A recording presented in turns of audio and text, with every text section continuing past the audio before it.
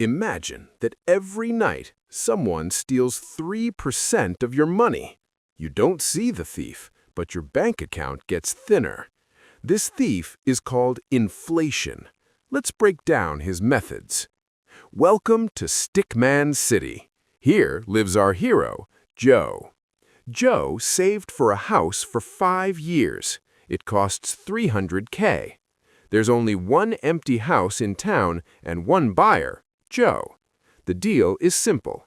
Cash for keys. The price is stable. But suddenly, the bank starts giving cheap loans to all neighbors. Now 5 stickmen each have $300,000. There aren't any more houses. There's still only one. Neighbors start bidding. I'll give $310, and I'll give $350.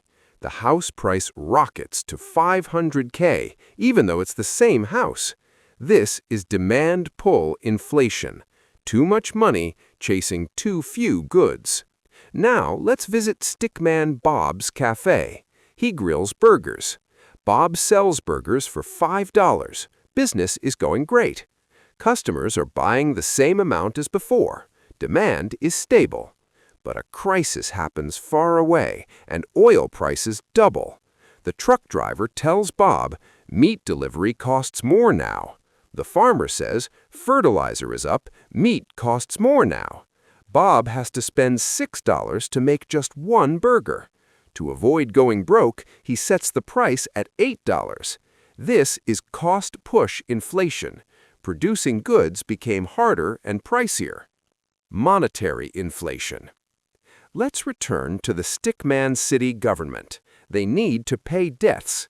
Raising taxes is unpopular. Stickmen won't like that.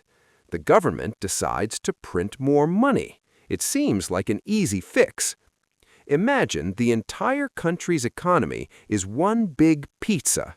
The pizza is real goods: houses, cars, food. Money is not the pizza. Money is the claim tickets for slices. If the government prints twice as many tickets, the pizza itself doesn't get any bigger. It just means every ticket now claims a smaller slice.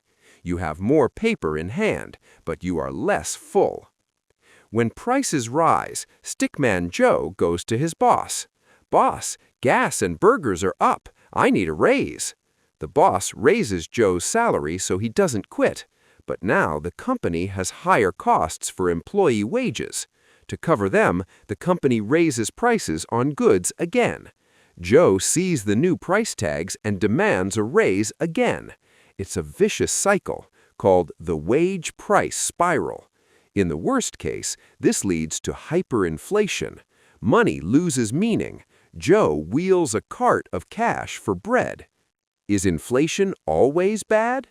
Not always. Moderate inflation of 2% is considered normal. It forces Joe to spend money today, not hoard it. This drives the economy forward. Factories run, goods are sold. The problem starts when inflation outpaces Joe's income. If prices rose by 10% but wages by 0%, Joe became 10% poorer without losing a single cent. Solution: investing. How can Stickman Joe protect himself from this invisible thief? Keeping money under the mattress is the worst strategy. Joe must turn cash into real assets. Company stocks. When prices rise, business profits rise too. Real estate. Rents get more expensive along with inflation. Gold or commodities. They hold intrinsic value. Investing is not a way to get rich, it's a way to survive. This is the only shield against endless money printing. Inflation is a tax on those who don't understand economics. Now you know the rules of the game in Stickman City. Don't let your savings melt away. Invest wisely. Send this video to a friend who doesn't understand why he's getting poorer. Subscribe to the channel. Here we talk about money honestly.